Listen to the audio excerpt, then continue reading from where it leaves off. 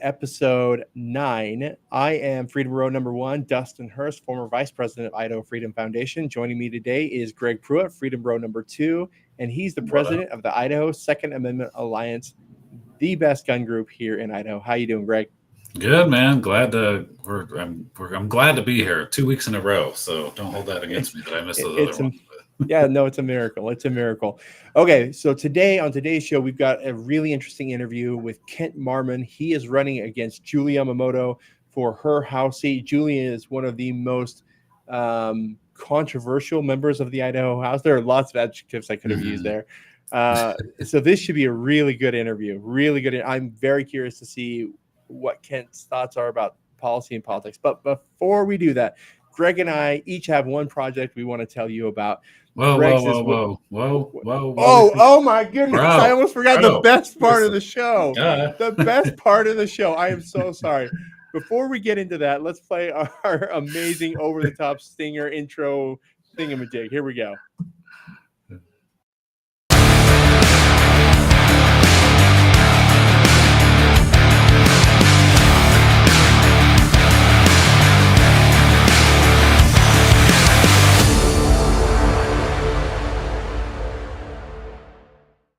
Yeah, we would have had to redo the entire show if we forgot that. So that would have been a tragedy, absolute tragedy. Okay, now let's try this again. Greg and I each have a project we want to tell you about. Greg's is way cooler, but I think mine's kind of fun too. Greg's is in person and has swag. So, Greg, tell us what you got going on. Yeah, so we used to do annual rallies at the Capitol, and then we kind of moved to doing a tour system and just traveling the state instead. Once we got constitutional carry passed, but we really felt with what's going on with Joe Biden pushing massive gun control. There's a bunch of gun control happening in Congress. We got the Idaho Supreme Court that's now come down on the wrong side of two big gun issues here in Idaho. So we thought, you know what, we're going to do a tour still, but we really need to do a big rally at the Capitol again. So on October 14th at the Capitol building, we're going to be out on the Jefferson steps, and hopefully thousands and thousands of gun owners supporting the right to keep and bear arms. We've got to mobilize people. If the Idaho Supreme Court hasn't woke you up, then you need to get woke up, okay, in the good way, not the other way. So we're really excited about that. Yes, I know it's opening weekend of hunting season, but this is the only way we can make it happen. There's a lot of work that goes into this, and quite frankly, it's hunting season. Okay, pick the next weekend or the next weekend or the next weekend or the next weekend or during the week or whatever you got to do, but try to be there on October 14th. Down at the Capitol. And with that in mind, I decided I wanted to try out my editing skills, and I'm no professional, but we put together a fun ad that you can find over on Rumble, but I'm going to play it here on the show. But here's the ad that we had made that we need gun owners all over the state to share. Biden is all in on destroying the Second Amendment. Congress is pushing hard to ram through massive gun control legislation. However, the fight isn't just in Washington, D.C. Idaho is changing as well. Boise has fallen to the radical left, led by a socialist mayor who promotes anti-Second Amendment propaganda. The Idaho Supreme Court has now sided with gun grabbers in 2 separate cases. The Idaho legislature needs to know that Idaho's gun owners are demanding the very best pro-Second Amendment protections, and they want them now. When the Declaration of Independence was signed, the men who did it risked their possessions and their lives to fight tyranny. Do we have that same resolve today? I'm Greg Pruitt, president of the Idaho Second Amendment Alliance, and I'm asking you to join us in Boise on October 14th at the Idaho Capitol building as we rally for the right to keep and bear arms. Go to idahogunrallies.com today to learn more.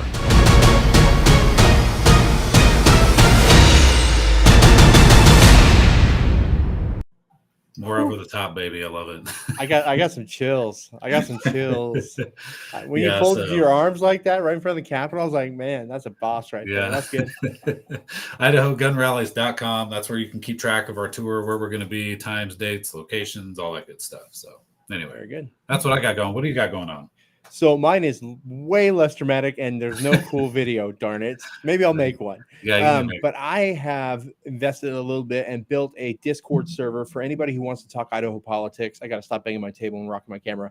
A Discord server is basically a messaging platform that can be built to custom. It's custom built to do anything you want it to do, and there's a lot of features that I haven't added yet. But the draw here is that you enter the server. and I ask you, the robot I programmed asks you a bunch of questions. Where are you from? Your political orientation, your district, your region, etc. And it places you in chat rooms with people like you. So if you're conservative, you're in a conservative chat room. If you're a liberal, you're in a liberal chat room. If you are, an IFF hater, there is a chat room for you too. There's a chat channel for 2A people. The cool thing, too, is your legislative district has its own chat channel, so you guys can talk and collaborate and coordinate with people in your area about your lawmakers, what they're doing, their campaigns, stuff like that. If you want to do volunteer opportunities, there's a channel for that. Right now it's slow going. I'll be honest about it. It's got a few members, but we're trying to build it up because I think it can be useful for people. Everyone's like, well, I use Signal, I use text, I use this, I use that. I was like, okay, like maybe there's one place we can get to coordinate and collaborate with everybody. I will put the link, the invite link, in the show notes and in the comments underneath these videos on Rumble, Facebook, YouTube. And if you have feedback on what you'd like to see in this Discord server, please let me know. With that, I want to bring on, we don't have a ton of time tonight, but I want to bring on Kent Marmon. Let's see. Hi. Who is challenging, hey, Kent, he's challenging Representative Julie Yamamoto, probably one of the most controversial Republicans in the entire House of Representatives, if not the entire Capitol. How you doing, Kent? I'm doing great. How about you guys? Excellent. Good. Thanks for joining us. Appreciate it. Thanks for having me. So, Kent, let's get right to it. Like I said, we don't have a ton of time, and we need to be snappy here. Tell us why you're running for the House, and what, like, a little bit about your background, who you are, where you're from. Okay, well, I'm from Caldwell. I'm a native of Caldwell. I've lived here all my life, and I'm running because we need a conservative voice in the House from District 11. We have a great senator from District 11 who got almost 54% of the vote in the primary against Greg Cheney in the last election, and he got 63% of the vote in the general election. And all through this entire session, Julie Yamamoto and Chris Allgood have voted opposite of our conservative legislator, our conservative senator. We've got property tax reform that needs to be done. Actually, I'd like to see it completely repealed. I'd like to find another source of local government funding. I mean, the number of bills, like you said, that went through the legislature this last year that Julie voted for or against. She brought in, I got to look at my notes here, I'm sorry, but she voted for $311,821,000 worth of new or increased spending in just 6 pieces of legislation, including House Bill 24, which was a ridiculous socialist bill that okay, hang on. Let's make sure that, because not everybody is a psychopathic political dog like we are. Back up and explain House Bill 24, because I have issues with it, but not everybody knows what it is. Okay, I was trying to keep it short. Like, no, I appreciate that. Yeah. We need just enough context. It was called the Idaho Launch Bill, and it was Governor Little's bill to give grants to high school senior graduates to go to trade school, vocational training, college, etc. But there was a caveat. You had to want to enter a course of study that was set up by the government. So there's a government agency that decides which businesses need training or, trained employees, and they would fund those people. So it's government all the way. And it's $8,000 grant. And it went through Julie Yamamoto's committee with a due pass recommendation. I mean, she just really applauded it. It was $120 million originally. The Senate dropped it down to $80 million, and it passed. Does that explain it well enough for you? No, that's fine. So I got a question for you, I guess. Okay. I'll tie this in. So I for those that don't know, I used to live in Caldwell. I live in Southeast Idaho now. I supported Julie during her initial election because Jaron Wagner was awful. And I knew Jaron Wagner on a very personal level because I went to church with the guy. And then Julie came along and did what most Republicans do, right? Talk a big conservative game. I'm conservative this. And I'm like, well, you can't get much worse than Jerem. So sure, on an individual level, I'll vote for you. What the heck? And she beat Jerem, got into the Capitol, and was conservative for all of like 10 minutes. Right. I actually let her have it in text messages about that HB 24. But my question to you is, I mean, Julie's very well known in the community for being big on education. I mean, lots of name recognition. And Ken, I would say, you're considered by some to be a perennial candidate, right? You've ran for a number of offices. So how are you going to do to her what she did to Jerem, or even, I guess, what Chris Trakel, the senator that you're talking about, did to Greg Cheney? I mean, how are you going to, what is your path forward, do you think, to winning? Well, I'm going to hammer on the issues. And like you, 3 years ago, I supported Julie Yamamoto for the legislature. Jerem Wagner was terrible and very, very liberal. And, and like you said, she voted, she was conservative for the first 10 minutes when she was in the State House, but her scores, from different groups, including the Idaho Federation or Idaho Freedom Foundation, have dropped and they're way below what Jerem Wagner was when he was a legislator. I mean, they're terrible. And the people of Caldwell really, I mean, they overwhelmingly supported Chris Trakel on the issues, on conservative issues, strong conservative issues. And that's what I intend to get the message out to the people of Caldwell about. Property tax reform absolutely has to happen. 17% of Idahoans are senior citizens, and they're being taxed out of their homes. When the value goes up and they have no realized value, and they're paying, thousands of dollars in property tax. I mean, a $2,800 annual property tax bill is like 2 Social Security checks. How are these people supposed to live? And all these other issues, the things she voted on in the last legislative session, like House Bill 24, the vote against or the vote for allowing pornography and obscenity to continue in the libraries for children.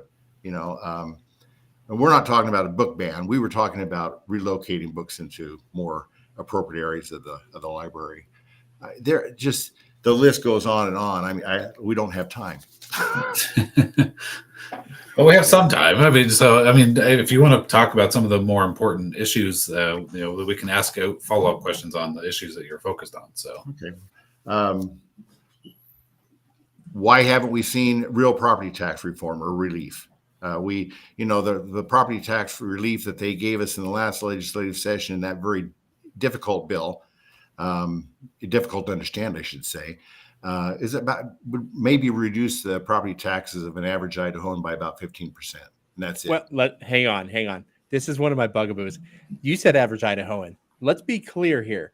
This was a handout and a redistribution of wealth from everybody, including renters and businesses, to homeowners only. It does nothing. And it's very difficult to reduce property taxes for renters, for example.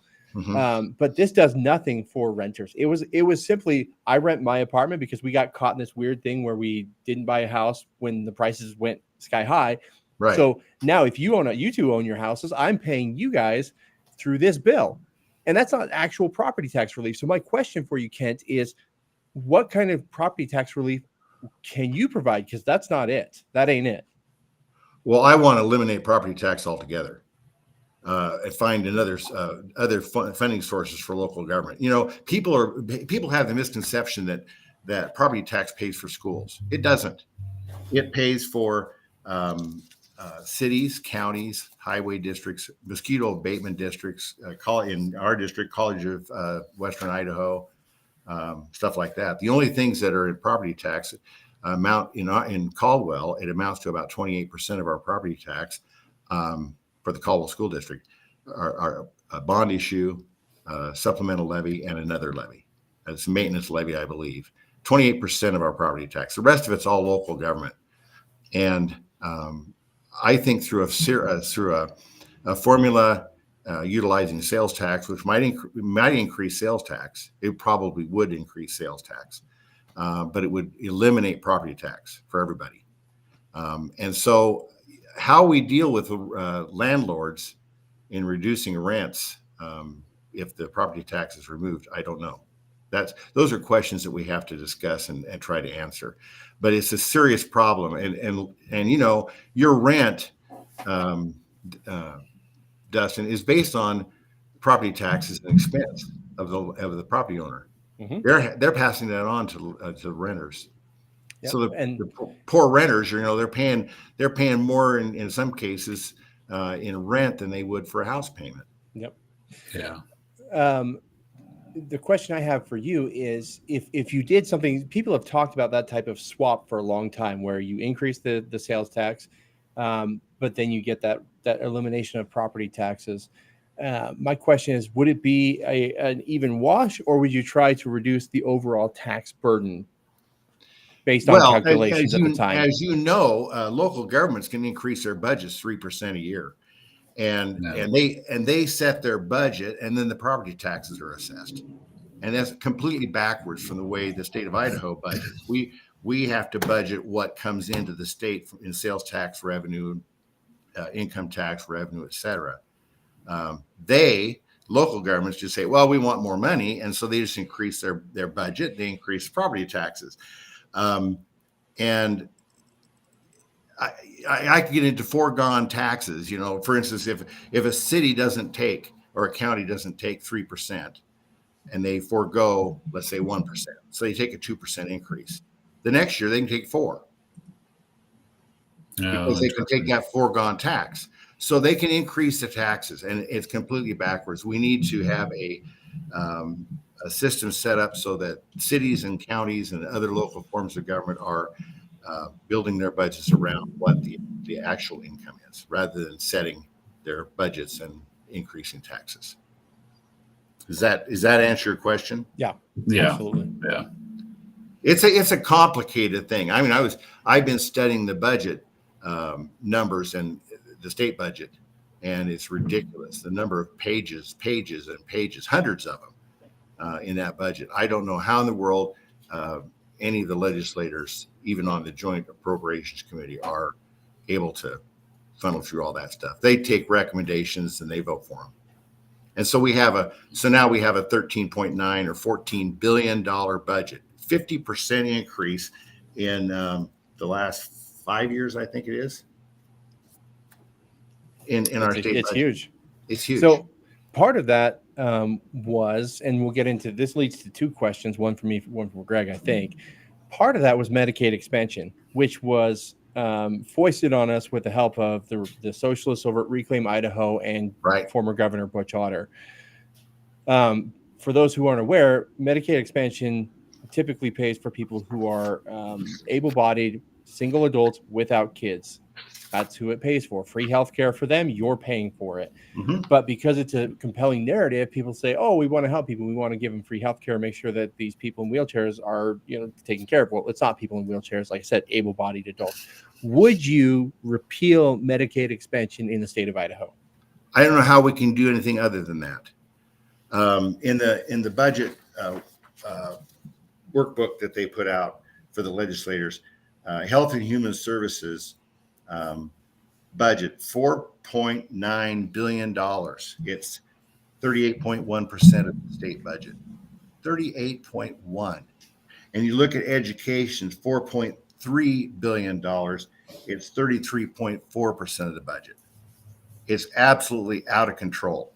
And we're taking in 42.6% of our total budgeted amounts of money from the federal government. I mean, they almost have control. If they keep on giving us money and we keep taking the money, pretty soon there's strings attached to every federal dollar. And so we keep taking this money. They're going to own Idaho. Well, they already own 60% of Idaho in public land. Yeah. So, the federal funds make up 42.6% of the budget, and general fund, which is sales tax, and income tax, basically is 35.8% of the budget. And part of that too is, and I want Greg to get to the initiative question in just a second, but part of that too is, everyone says, Luke Mayville's big point during the initiative push was that's that's federal spending. Okay, but where does federal spending come from? It comes from you and me and Greg and our kids. Absolutely. Or it's lobbed onto the national debt, and then our kids get to pay, and our grandkids get to pay twice, 3 times as much as the actual amount. So let's not forget that If it ever ends. Idahoans, with our healthcare program, we're adding billions to the national debt every decade and hundreds of millions every year. Okay, I'm sorry. Just to sidewalk this. Greg, no, go ahead. Actually, before we get into the initiative stuff, what's the answer, Kent? Because quite frankly, every conservative is going to come on here and say the budget is a problem, right? It's overinflated. We spend too much money at the federal level, at the state level, city, counties. Everybody in every level of government is spending too much money, and it just keeps going up. And people have been saying the same things you're saying, like, we've got to stop this for, I don't know, 50, 60 years, a really long time, right? After World War II, the budget and the deficit just started skyrocketing. So, I mean, what's the answer now? Because everybody wants to save money, but they want to cut something from somebody else's, right? Golden cow or whatever you want to call it. I mean, how are we ever really going to get this accomplished short of having 104 of you or 105 of you in the Capitol and in the governor's office? Well, we have to convince people that government is not the answer to all problems. That people have to solve problems. Not agencies, but churches and individual groups have to take on some of these challenges that the government seems to think that they're the only ones that can solve. But how do you motivate the people, though? Like, I do guns, right? Yeah, I can motivate people to get riled up about guns, and pro-life groups guns and babies, gun owner or Idahoans will come out of the woodwork to defend that stuff. Budget talk is boring. It is. It really is for most people. How do we motivate? Right, you have to motivate people, number one, to care, to understand what the damage that it's going to do, and then you got to get them to go out and vote on that particular issue. I mean, how are you going to do that as a candidate? Go, look, we got to make this a top priority, and here's how I'm going to do it. Just keep pounding on it. Property tax, sales tax. I mean, the legislature and the governor promised for years repeal of sales tax on groceries. Yeah. That hits closest to home for everybody. I mean, everybody right. in the entire state. And they haven't delivered. That's an issue that I think regular Idahoans understand. They understand that when they go to the grocery store, it's costing them 6% more to buy the food for their table that they can't afford to buy in the first place because of inflation. Yeah. Property tax is another one. We have to show renters, especially, because renters don't understand. They don't understand that they are paying property tax. I mean, some of them do, but you listen to some of these legislators, for instance, other politicians, and they say, "Oh, well, the renters don't pay any taxes." Well, yes, they do, because there isn't a landlord out there that isn't going to charge the property tax on to the renter. And if we can convince the seniors in this state that we can do something about property tax, so that they're not bankrupting them and forcing them out of their homes, those are two ways. Yeah. Okay. So let's jump into this issue, because I know this is the hot topic, and I love to ask about ballot initiatives. What's your position on the ballot initiative process? Should it be expanded and made a lot easier? Should it be kept the same way? Should it be restricted some? Should it be repealed? Where are you at on that particular spectrum? I don't like initiatives at all. We have a representative form of government. We elect legislators, congressmen, senators, etc. We elect those people to do a job for us. And for instance, the newest initiative that's on the ballot, or is going to be on the ballot if they get the signatures, is for the ranked choice voting. And it's terrible. Ranked choice voting is a terrible, terrible thing. And they're going to convince, they don't hold back on any lies or misrepresentations when they're pushing these things. They did it with Medicaid. They said, "Oh, well, we need to help these people, and we need to be humanitarian, and the federal government's going to pay most of the bill." But you know what? Every year that's gone up and up and up. The state portion of that's gone up and up and up, and in the amount that we pay. It was just a lie from the very beginning. And It was the initiative process. The legislators at least, take testimony. They do review. They study. They, in some cases they get pushed around by, PACs like IACI, but that's another story for another day. But they do the due diligence, and they bring in the experts to testify. Joe Public out there is getting these lies spread to them, and they go, "Oh yeah, that sounds like a good idea," and it turns out to be a big mess. Yeah. Just like Medicaid and ranked choice voting would be no different. I think we need to reel in on initiatives. Look what's happening in California, for instance. They've had initiatives and propositions and everything for years and years and years, and they've screwed it all up.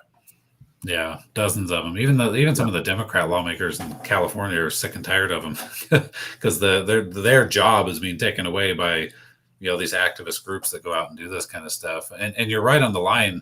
I've always told people if they were going to do guns, they would go for universal background checks, or what we call gun registration, because that's really what it is.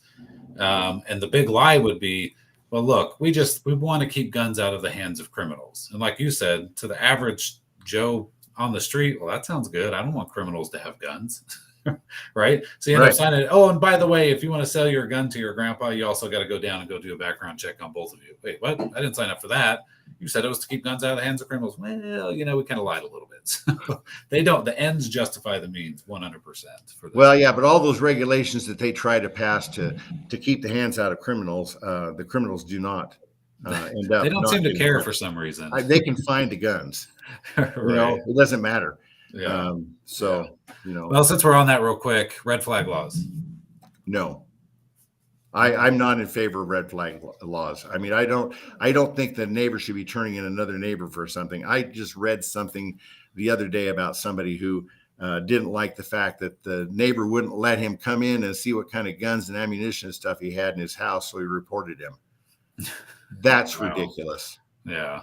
That's the freedom, the right to bear arms shall not be infringed. I don't think you can put it any clearly than that.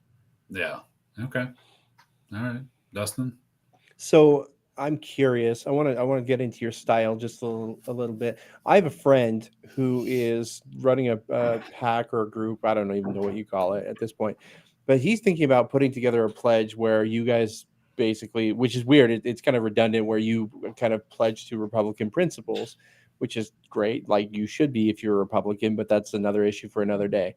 My thing is, in 2000, I want to say it was 11 or 10, I saw a bunch of my Republican friends fold on a gas tax increase, and they threw out the words like, oh, it's pragmatic and it's an investment, but they still hiked taxes. Maybe it was in 2012. Maybe it was 15. It was 15. Anyway. Yeah. Is there ever a situation, and this gets into the pledge thing, is there ever a situation in which you would vote for a sales or for a tax increase of any kind, property, income, sales, fees, anything? Only if we're eliminate. I think it's really hard to nail it down that hard. But I think if you're like in the property tax situation, if I can get legislation through to eliminate property tax, it's going to increase some tax somewhere. It has to, because you have to provide funding for local government, for police departments and parks and fire departments and all that kind of stuff, and cities and counties, sheriff's office, courts. They have to be funded. So in a case like that, if I was replacing a tax with another tax, or utilizing another tax, sales tax is a lot more fair to use than property tax or income tax. So in that case, I would say I'd probably vote yes for an increase in sales tax if we eliminated the other tax. But I don't like tax increases. I don't want any tax increases. I want less spending, less government. Sure. Yeah, for sure. So just for I did sign the Idaho Citizens Alliance pledge. Good. That's a good group. And as I look through the bills this last session, I read everything. I read these bills. I study them. I look at what other organizations think about them. I look at IFF. I look at all these other things, to not to get advice, but just to get more information. And I signed that pledge, and it says you won't vote for any tax increases, but I think that it would be understood if we were eliminating a tax. Yeah. Yeah. But Julie Yamamoto signed that pledge too, and broke the pledge. Well, she's in bad standing with CAI now, so yeah, and yeah, she's good luck. and Good she's luck, in Julie. she's in very bad standing with the Republican Party, Yeah. both Yes. the county and the state. So for everyone's awareness, I have to go attend a meeting right now. This will be my last question for Kent, but Kent, thank you for coming on. And Greg's you. going to ask a few more questions, then he'll finish the show. I am sorry about this with I busy understand. life.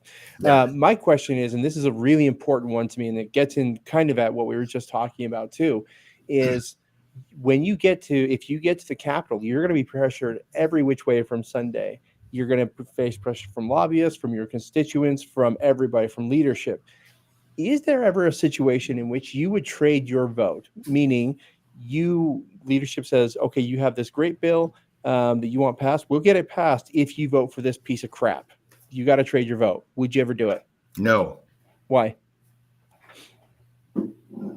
because I stand on principle. And if I have told the people of my district and the state of Idaho that I'm going to do things a certain way and I'm going to vote a certain way, then I'm going to do it. Okay, but what if it's like, your property tax swap bill and you've been working on it for 4 or 5 years and you're right on the cusp of victory, and then, I don't know, Speaker Mike Moyle says, this is the deal I'm offering you. Not changing you, not swaying you at all? Okay. I'm not going to vote for crap. I'm not voting. Okay, let's put it this way. If I had my property tax bill there and they wanted me to vote for HB 24 for the socialist government funding of high school graduates to go to a trade school of government's choice, no, absolutely not. Okay. I'm not going to do it. Okay. Well, that's an answer I like. All right, Greg, I got a jet. Enjoy the rest of the Hey, show. have a Yeah, safe trip, it. Dustin, and I'm sorry you didn't get to do the whole interview. No, I appreciate you coming on, and enjoy. Maybe the we'll rest do of it the day. again. The election's not until May of 24. I hope we can get you and Julie on to do a debate here. I think that'd be cool. I doubt she will, but I hope she will. She'll just call me a cowbird. Oh no! Oh no! All right, I got to jet, guys. See ya. On that note, you got a book, Boogie. Huh? Yeah.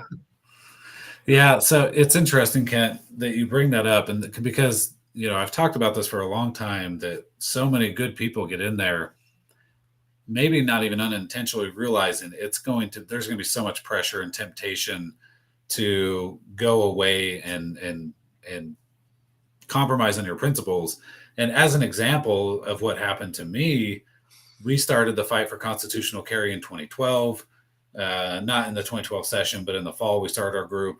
And then in 2013, 2014, and 2015, we've been pushing and pushing and pushing, and the NRA was screwing us over in that fight. And then in 2016, it's literally the last days of the session, and the Senate comes out with a constitutional carry bill. Well, guess what?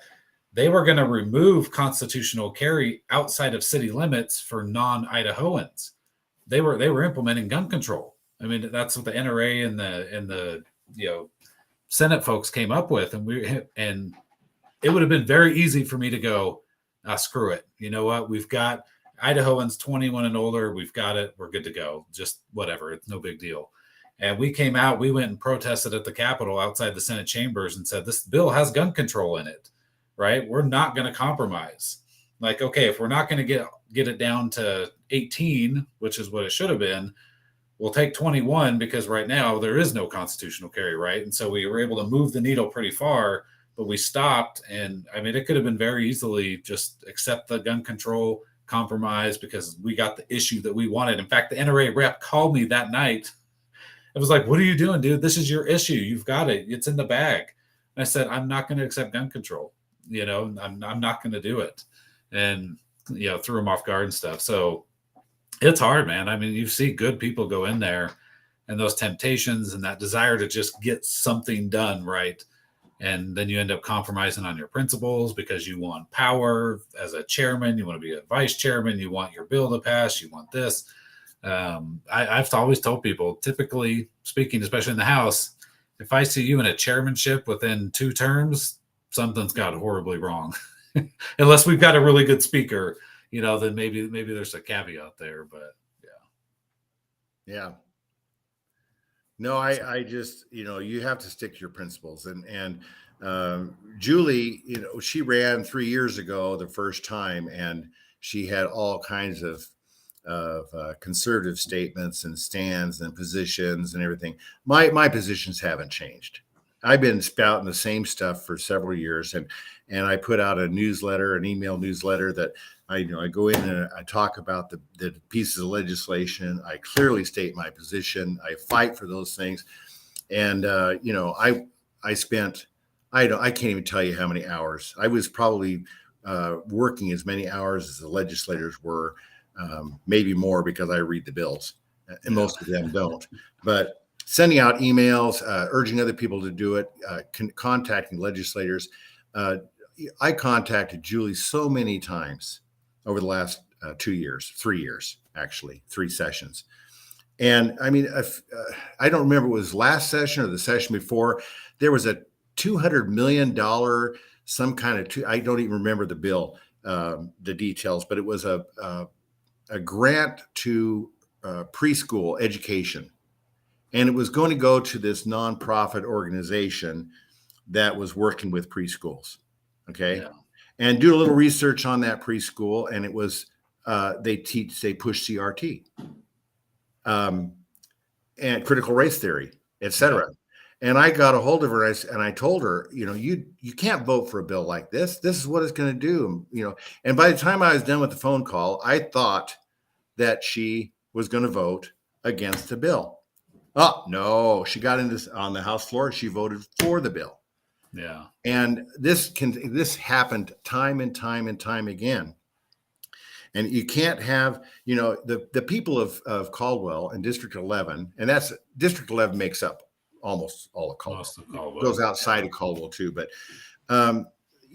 they voted overwhelmingly to throw Greg Cheney out of office. Yeah. And elected a brand newcomer, Chris Trakel. And then they turn around and they vote for, Julie Yamamoto had no opposition last time.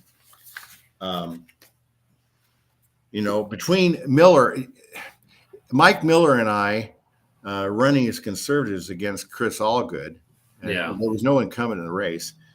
Chris only won with 44.62% of the vote. Okay. And the conservative vote, our votes combined, I mean, I had 31.13%, but the conservative vote combined was 55.38% in that primary.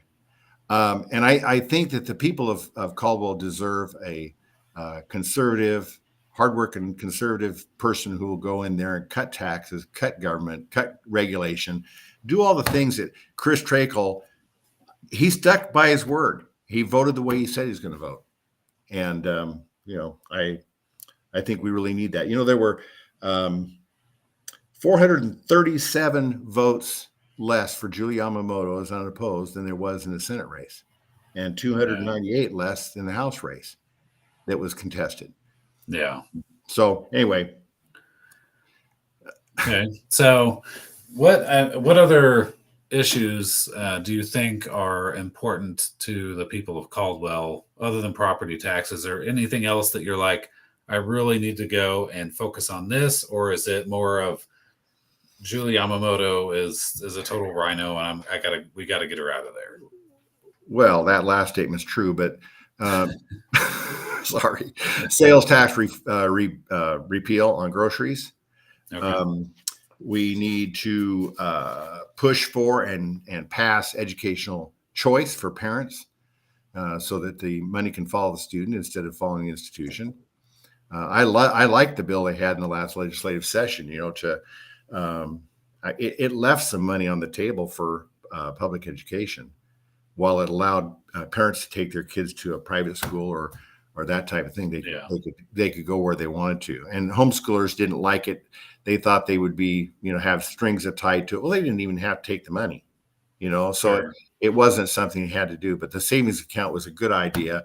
The lies that were spread about that, being a big tax increase and a big spending increase wasn't true, because it was a transfer from education from the schools to the students. So educational choice is important. I think we need to, if you don't get your special session, to get the loophole closed so that government can't lease out property and make it a private entity, so they can have gun control in the parks and all over the state of Idaho. Yeah. That's I mean, I don't know if have you seen that video when it's from like 2019, where I went to the Canyon County Fair there in Caldwell, because I literally lived 30 seconds down the road, and went and confronted the security team there. And I was like, look, you can't do this. This is public property.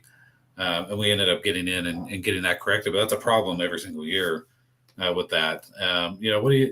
I'd be curious, what do you say to those who say, well, they've leased it, it's private property, they can treat it? I mean, that's basically what the Idaho Supreme Court said, was the public property is really private property. I know.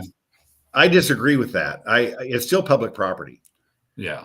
They may have control over the event, but I don't think they should have control over the property. It's public property. It's like I went to God and Country, and they basically frisk you to get in there. Yeah. That's a city-owned facility. At the Fort Idaho Center, right? Yeah, Fort Idaho Center. Isn't that a city-owned facility? Yeah, it's city-owned. Yeah. But you go through security every time you go to Fort Idaho Center. Correct. They don't allow any firearms in there at all. Yeah. Well, my thought is, if you're going to permanently lease the Fort Idaho Center to some private company, then just sell it. Like, why do you have any, what other than they want some money out of it, right? Yeah. Well, fine. Then, so what is the fix, in your opinion, to that particular issue at the legislative level? Because that's what's going to have to happen. I don't know. I don't know what the wording would be on it. But I think we need to close that loophole, so that the cities, because darn good and well that the city of Boise is going to lease out every public facility they have. Yeah, why not? Because they want gun control. I mean, that's what their mayor and city council want. Yeah, and there are other areas in Idaho that are the same way. Yeah, agreed. And it makes it so confusing for people. I mean, what is so hard to understand about the Second Amendment? I don't understand it. Yeah. Of course, we're blurring the freedom of speech now, trying to force pronouns on people and all those other things. Yeah. I mean, our Constitution is under attack, and our Bill of Rights are under attack. And the Bill of Rights weren't given to us by government. They're to be protected by government. They're natural rights. Yeah. And I have a really, really hard time. I will not vote for any gun control laws, period. I will not vote to limit speech or to try to force speech, period. Those things are just dyed in the wool in my makeup. Yeah. What would you say to those who say, well, Kent, you're all for free speech, but you're not letting parents, if parents want to take their kids to a public library in Boise and let their kids read pornographic material, that's their choice. They can do that. It is their choice. If parents want to go into the library and check out that kind of stuff for their kids, they have every right to do so. And House Bill 139 and 314, there were two different bills. They didn't prohibit parents from checking out the books for their kids. Yeah, it didn't prohibit it. It just said you can't put that stuff in front of kids on a shelf, displayed and everything, to entice them to check it out. Yeah, correct. That's all it does. So yeah, and it doesn't take First Amendment rights away at all. Okay, where were you at on the transgender issue in terms of minors either taking medication or having surgeries to alter their bodies? I supported that bill wholeheartedly. To ban it. We should to ban that activity. Yeah, the bill was to ban that activity. No surgeries, no hormone blockers, all that kind of stuff, puberty blockers, etc. For kids under 18. I mean, adults can do whatever they want to do, But kids aren't in a position to make those kinds of decisions, and they're led down that path to make those kinds of decisions by adults.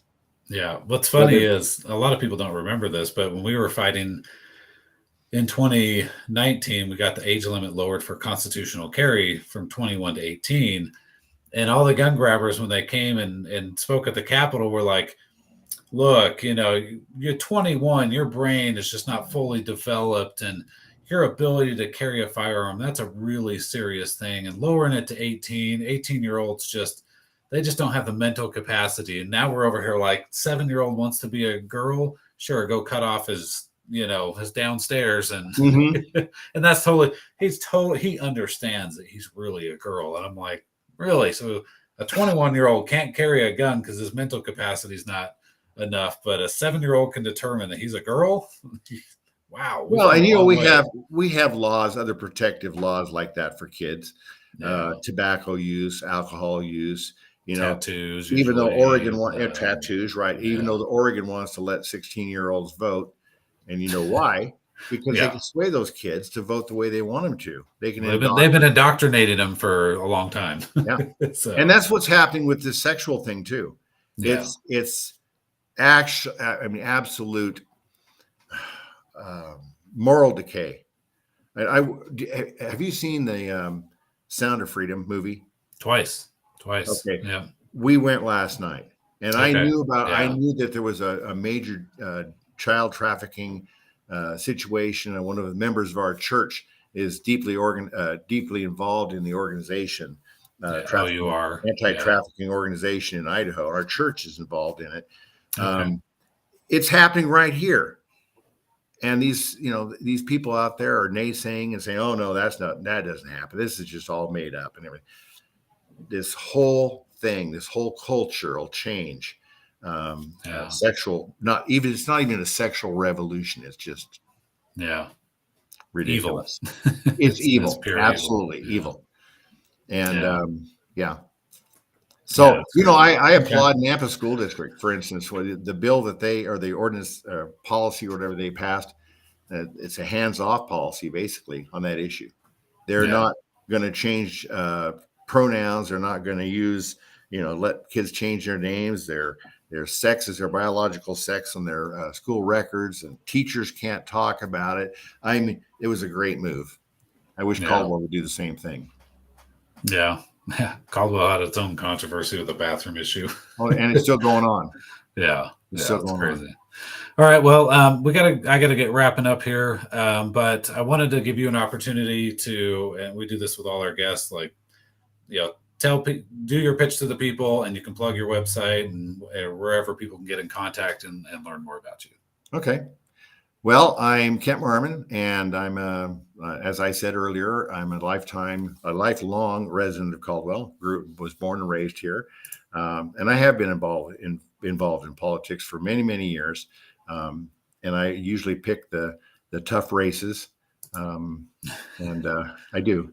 I pick the tough races, and I know going into them sometimes that I may not have a chance, but at least I can get that message out there. Sure. There were several years that I didn't run for anything, so I'm not perennial. Just giving you but you get tired of the same old stuff happening over and over and over again, and supporting candidates who don't, who say they're one thing and then they go over there and vote a different way. It's time for a change. It's time that we get more legislators like the group that we elected in the last election. That have gone over there and have actually made a difference and have made inroads in bringing about less government, lower taxes, more choice for people in education, those kinds of things. And that's what I stand for. I'm currently working on my website. I haven't updated it since the primary. I thought I had plenty of time between now and May of next year to get that done. So, but I will do that. And it's marmonforidaho.org. Okay. Yeah. Okay. And I have a Facebook presence as Marmon for Idaho. I also cover Idaho issues on a Facebook page called Idaho Issues, where I discuss a lot of the issues. And I do. Okay. I still post a lot of stuff on my personal page that I share of those other pages, and I'm open to any comments, questions, suggestions, etc. My email address is Marmon for Idaho, MarmonForidaho @gmail.com. I'd be Okay. happy to take any questions and I will answer your emails. Awesome. Well, we really appreciate you coming on today. It's been a great conversation. We're hopefully have you back again sometime soon. I'm sure we'll have a lot to talk about next year, especially. But thanks, Kent, for coming on. And you bet. Really and thank you, So. thank you, and Dustin for having me. And like I said, I do hope that I'll be able to come back on later as we get closer, or even during the legislative session, if you want some critique on legislation and what our legislators over here are doing. I'd be happy to come on. Sure. Sorry about the little snafu we had at the beginning. Now I know. No, that's okay. Awesome. All right, Kent. Well, I'm going to close out the show. Thanks again. Okay. Well, thank you very much, and have a great day. God bless. All right, everybody. That was Kent Marmon. He is running in District 11, old District 10, but District 11, which is most of Caldwell. He will be running against Julie Yamamoto, and that will be a really, really interesting race. So we're excited that he was able to join us and talk about some of his views and issues. We're actually going to get into Sound of Freedom. I'm going to be going solo next week. Dustin, I think, is on a work trip in DC or somewhere. Who knows? He's ditching me. But it's my turn to go solo. So I'll be talking a lot more about the Sound of Freedom, which is just, if you haven't seen it, absolutely incredible movie. But we'll get into the details of that a little bit later on. Really excited to continue reaching out to as many candidates as possible once they declare. Look, we're happy to have anybody on, even people that I don't like or have had beef with. I'm not, Dustin and I both, I can set aside my own personal biases against people and just have a good, maybe it'll be a heated conversation. We could have a good heated conversation, debate, and talk about these issues because they are important to you guys, and we want to cover the things that are important to you. So let us know in the comments, other candidates you guys want us to try and get on, other issues you want us to cover, anything Idaho related, politically related, and maybe even not politically. We'd love to cover that stuff for you guys and make sure that you're as informed as possible when we hit the ground running in the election next year. So thanks again for tuning in. I am Greg Pruitt, Freedom Bro #1. We had Dustin Hurst on, Freedom Bro #2 earlier. He stepped out, but until next week, take care. God bless.